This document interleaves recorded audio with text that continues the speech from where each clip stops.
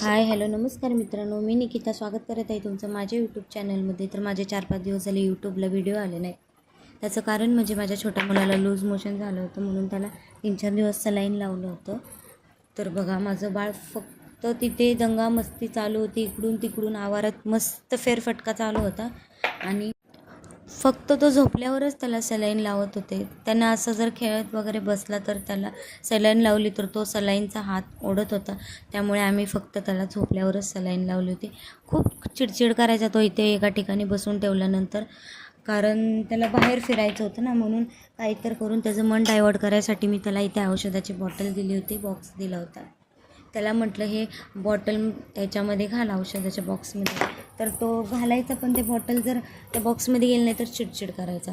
मग बाहेर साहेब दमले, मग म्हटलं जाऊ दे, जरा चला बाहेर घेऊन जा. साहेबांना जरा सोडलं तर साहेब बघा इथे दरवाजा लाव, इकडे पड, उठ, बाहेर फिर, हे आमच्या साहेबांचं 3-4 दिवस चालू होतं.